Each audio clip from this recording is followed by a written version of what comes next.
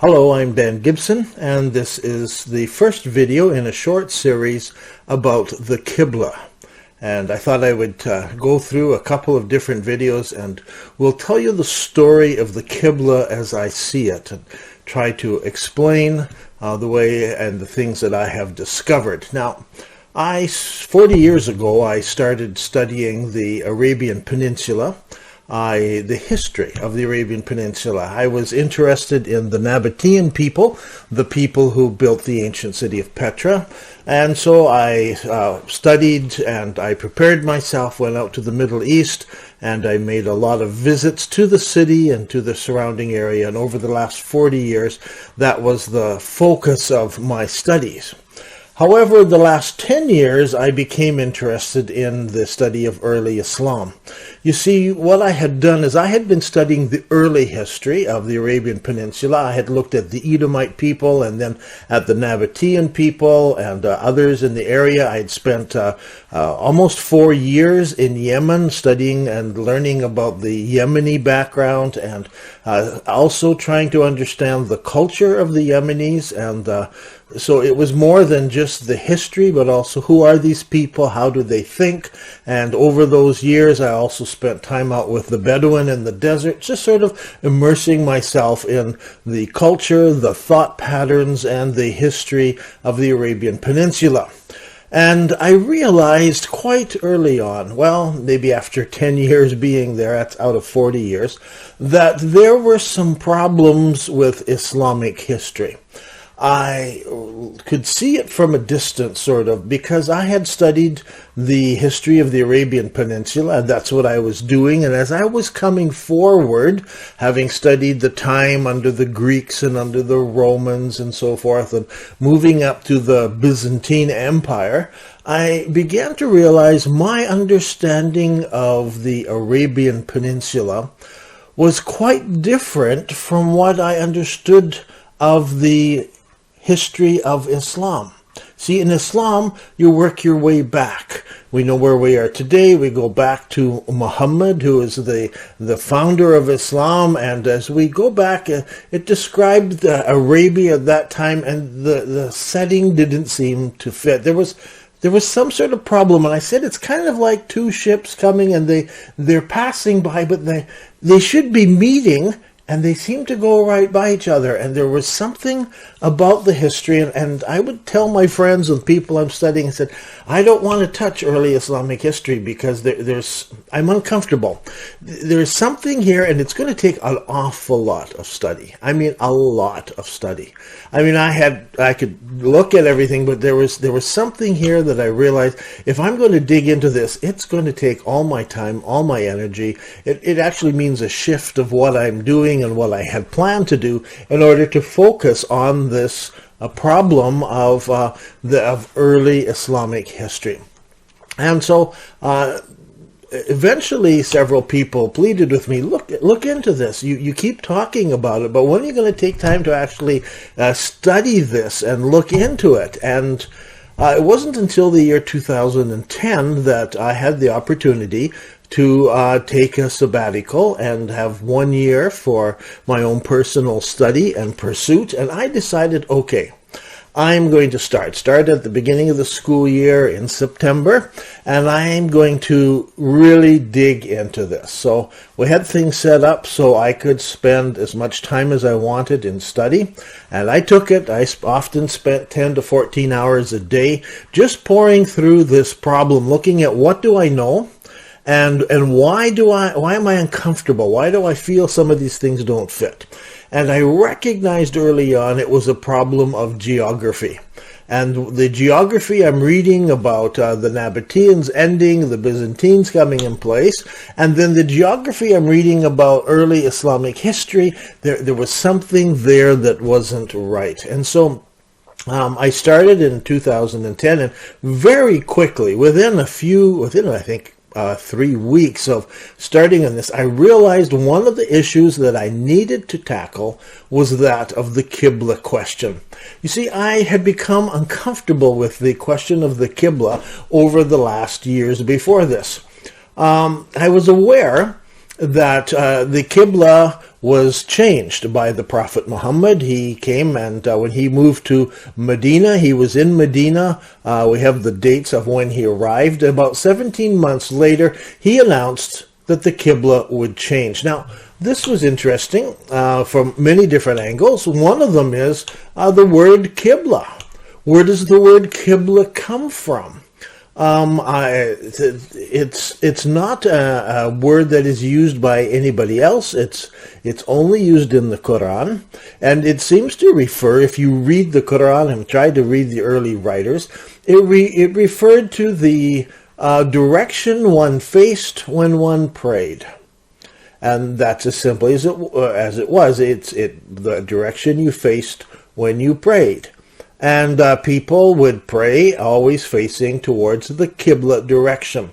Eventually, it was used for more things, such as when a person kills an animal, if he faced towards the Qibla direction and slit the throat of the animal and drained the blood, then it was done in a halal way. So the Qibla direction was important for everyone. The earliest records of the Qibla and the word Qibla come from the Quran. So we don't go to the hadiths or to others. We can go directly to the Quran, and we can discover the word Qibla in Surah chapter 2.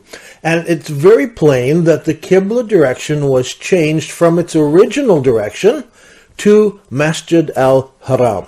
That's all it tells us. It doesn't mention the Kaaba. The Kaaba's not mentioned there. The black rock is not mentioned there. It simply is turn your face now to a Qibla that God is giving to them. He said, this is a good Qibla. This is something you'll be happy with. Turn towards Masjid al-Haram.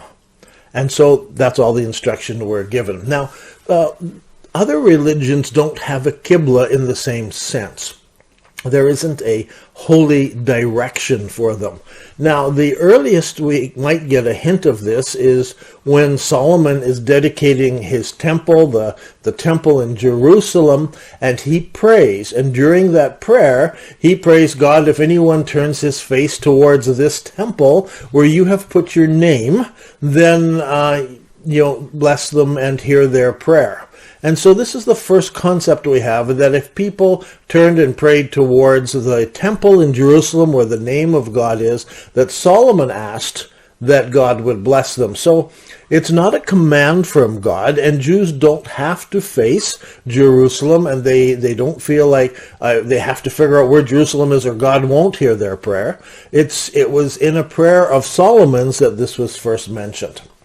Later on, it became common in the churches, Christian churches, as Christianity grew up, that people would face east. This is particularly important in the graves, simply because Christians were buried on their back and put down, and the idea was that when Christ returned, he would return in the eastern sky. And so they laid the body down in the grave, and the idea was when the body sat up on Resurrection Day, it would face east. So the feet always were pointed in the eastern way, and some churches are oriented towards the east, but not all churches were. There's no command in Christianity to face east. It's simply a tradition that developed over time. So Muslims are unique in that they have this holy direction, or this Qibla, this direction you face.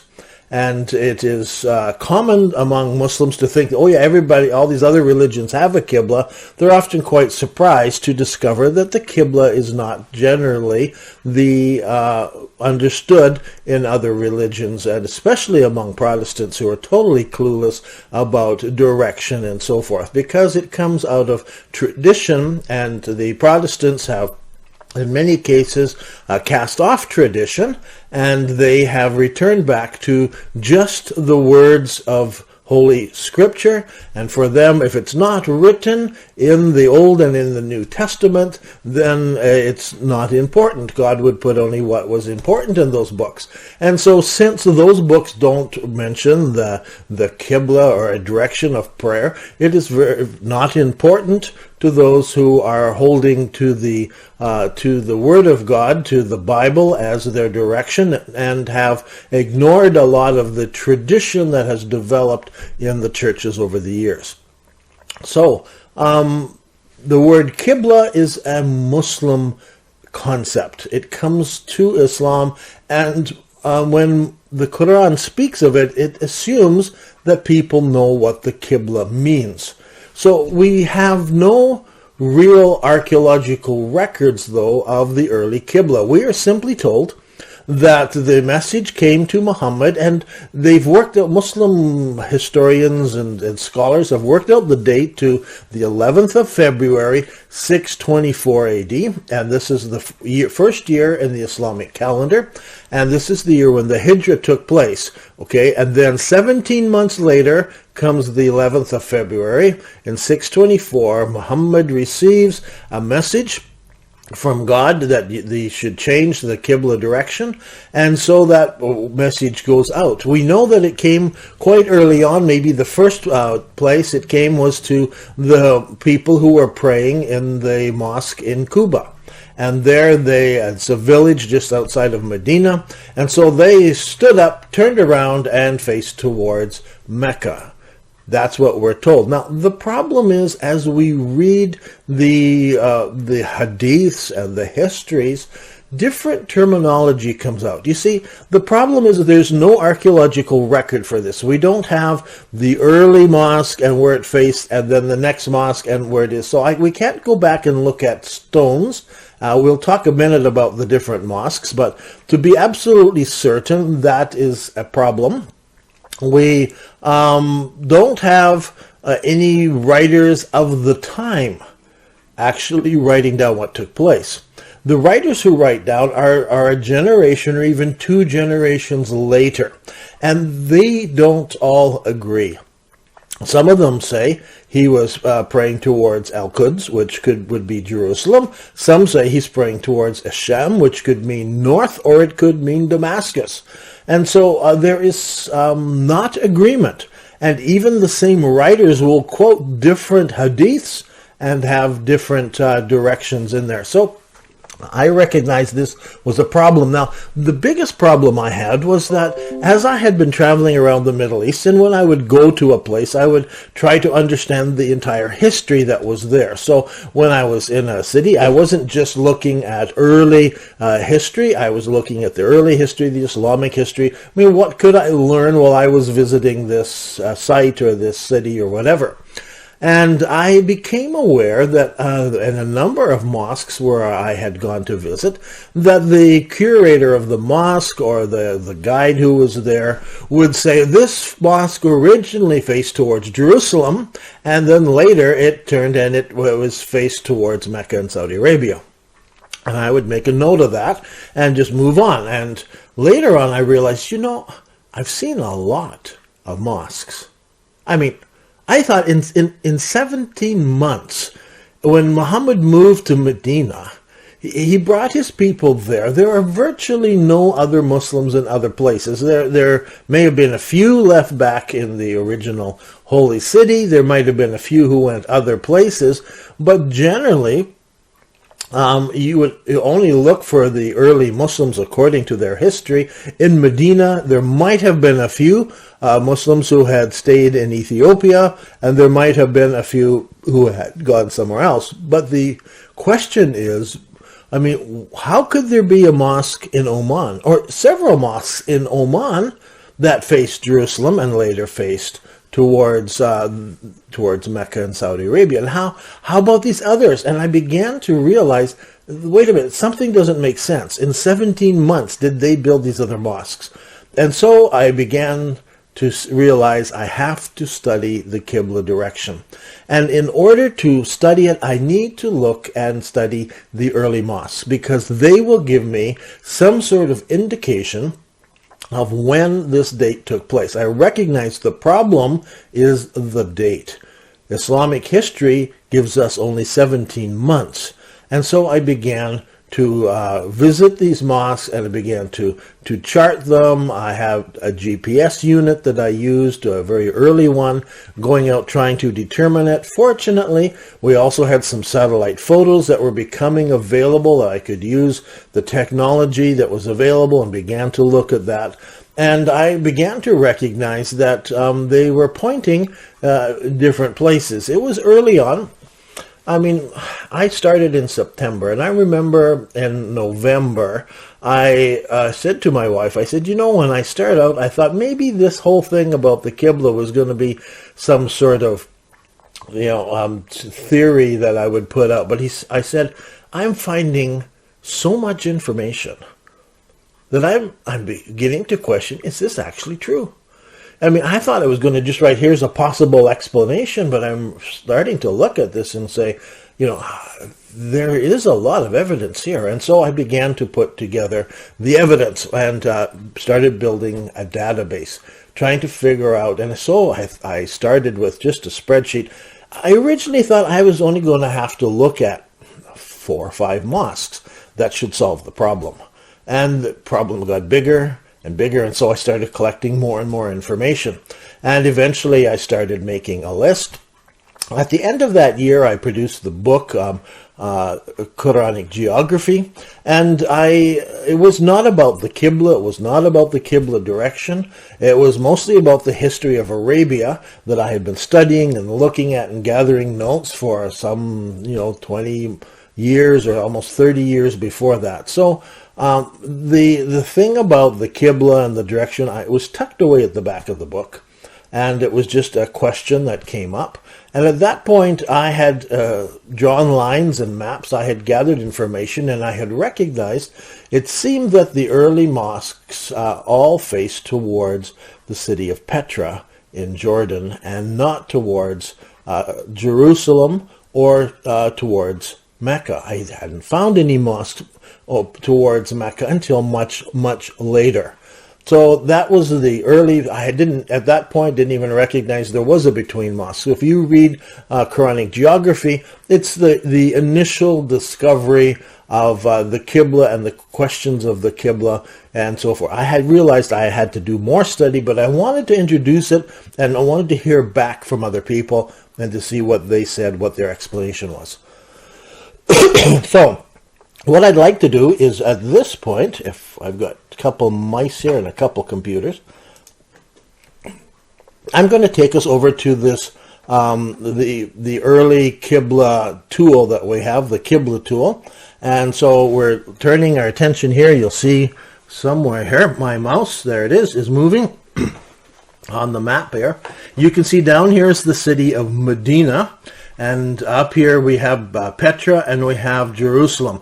They are in much the same direction. Now, please remember, the early Muslims did not have GPS units. They could not accurately, within a degree or a fraction of a degree, determine the Qibla direction. They used what was called the Arab compass, which was the rising and setting of certain stars. So in the evening, certain stars would rise, they would go across the horizon, and then they would set. And so direction was calculated using the rising and setting of these different stars. There were 224 different stars that rose over and went down. And so they had they could measure this, but in today's calculation, they were good if they were within 3 or 4 degrees. And that's quite common to when we check the early Qibla. So it wasn't always exact. Now here, we can recognize that the early mosques were in Medina. If you look up here on the right, you will see the Quba Mosque, which is in Medina, the Prophet's Mosque, which is in Medina, the Mosque of the Two Qiblas, this is Qiblatain Mosque. Qiblatain, the tain means the two, the doubling of it. You have the Janad Mosque as well, and the Jawthar Mosque. So all of these mosques were built within the first 8 years of the founding of Islam. Our problem with this is that none of these mosques are conclusive in where they point. Now, if you look at what I've got on the right, we have Quba over here, which is where the announcement was made. Muhammad had decreed to change the mosque. The Prophet's mosque is where he was when he made that announcement. And the Qibla mosque. Now, this is an interesting mosque, and I'm going to just click on it here. You'll see we can click on any of these, but let me click on it, and we'll come back down here. And this is the Qibla mosque today. Now, if you look over here on the right, we have the Qibla towards Petra, or the direction towards Jerusalem, on green towards Mecca. And you will see that this mosque aligns to Mecca today. Straight down the line goes towards Mecca. That lines up with the building. And so this building, if you were facing this long wall here in within the mosque, you are facing towards the city of Mecca. Now, the problem is this is a very modern building. If we click down here on more information, it will take us over here and tell us that this mosque, which was built in the year 5 after the Hijrah, it was rebuilt in 88 after the Hijrah, and in our modern date, 1987, was the last major construction. So when you're here looking at this mosque, you're looking at something that was built in 1987. So the original foundation of this mosque no longer exists. If you go and visit this mosque, there is no evidence of where it was. However, there is something about this mosque that is good and exciting, and that is that when this mosque was in construction in 1987, that the people who were digging of the mosque came across the foundation of the original mosque. And they looked at it. There's Abdul Wahid al-Wakil. He was an engineer, an architect who was there. He made drawings. As soon as they uncovered it, he got in and made some drawings of this. So we have a record of that early foundation. And indeed, it did face north. Now, those stones are gone. They've removed it. All we have is this record, and unfortunately, it's very difficult to tell within a couple of degrees how this drawing is oriented and what direction it actually faces. You see, at the time, there was no question about the Qibla. They all understood the Qibla faced towards Jerusalem. And here we have evidence. We dig down, and this mosque had two Qiblas at this point, and one faced towards Jerusalem and one faced towards Mecca. So it's the Qibla mosque. Let's go back and look at this, though. The problem here that we have is that we don't have any good measurements from 1987. It was just assumed that it faces towards Jerusalem. So what do we do when we back up and we look at these and we see that the line goes up here and it faces here? Now, here's the question. Does it face on Petra? Does it face on Jerusalem? How do you line up these drawings? And in my mind, at least, it points closer to Petra than to Jerusalem. However, when I have tried to figure out or put into the database, I put Jerusalem and Petra. Because you could argue that this pointed to Jerusalem. You could argue it pointed to Petra. The problem is we're only dealing with one measurement. So a lot of people come on, I want to know, and they start working at within a half a degree or a fraction of a degree and things. That doesn't, to me, that doesn't make any sense. They didn't have the technology to get it within a fraction of a degree. If they did, they were fortunate. If they didn't, they were out 2 or 3 degrees. Some are even out as much as 5. The average is about 3 degrees, within 3 degrees of the where they were wanted to point. So I refuse to classify this and say this points towards Petra. The strength of it is, if I change and if I come over here now, I was doing this, if you look back on this map, under the age of Muhammad. Let me go over here, because I can pick Muhammad, mosque built during Abu Bakr's time, mosques built during Umar's time, or Uthman's time, then the Umayyads up to the second fitna, this is when they built, then during the second fitna, the second civil war, the mosques were built at this time, then the Umayyads who built after the second fitna, the Abbasids, And then that split time, Abbasids on one side, Umayyads on the other, looking particularly at North Africa and Spain. That's the last one. But let's go over here and let's look down and let's show what points towards the city of Petra. Because these, you will notice, are all, again, they're 15 after the Hijrah, 21, 70, 80, and so forth. So most of these at the top are built within 100 years, the first 100 years of Islam. And so there's actually, if you go down, you'll start to begin to see we've got, I'll have to count them, 1, 2, 3, 4, 5, 6, 7, 8, 9, 10, 11, 12, 13, 14, 15, 16, 17, 18, 19, 20, 21, 22, 22 different mosques.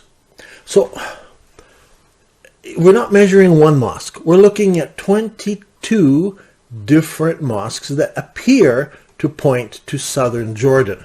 And so if you come over here to this map, you can see that here in the middle is the city of Petra, and here are the Qiblas. Some of them end up going south a ways, some of them end up going north a ways. This down here is Humayma, and so it's 27 miles from Petra. So, I mean, we're talking in a circle this big, and some of those mosques are quite far away, and they're pointing up in this direction.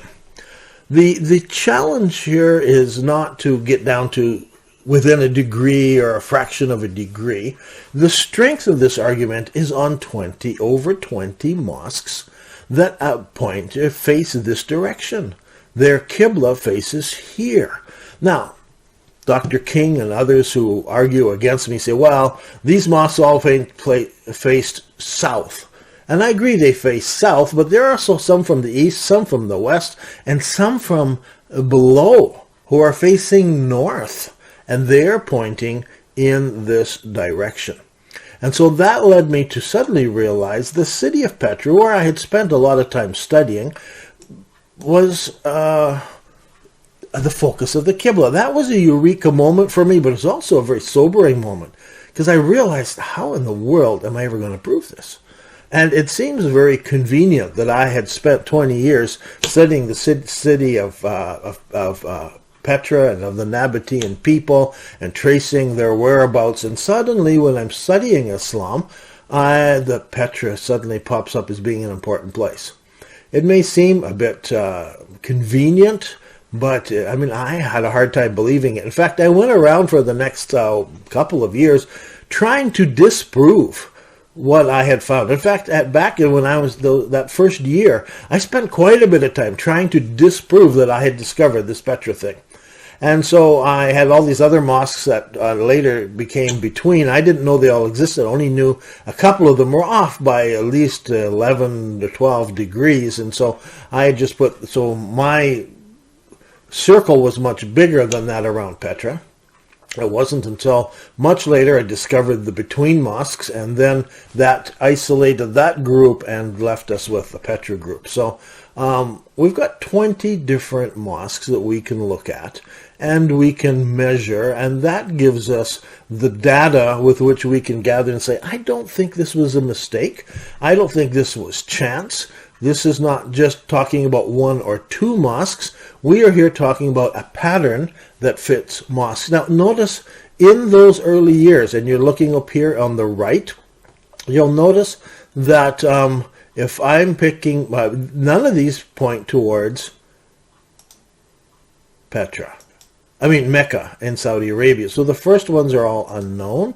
Abu Bakr's time, there's only 2 different places here, and they are also unknown. If I go to Umar's, here's Petra, unknown, because unknown means they were rebuilt. And so we can't measure because the mosque is gone. When we get over here in Uthman's time, they've also all been rebuilt. So we get to the Umayyads here, and again, they're all Petra, but there's a few unknowns. We can't quite tell, but these are all facing. We haven't got what's important here is we are now working up to the second civil war, and not a single mosque has pointed to Mecca in Saudi Arabia. That was shocking to me.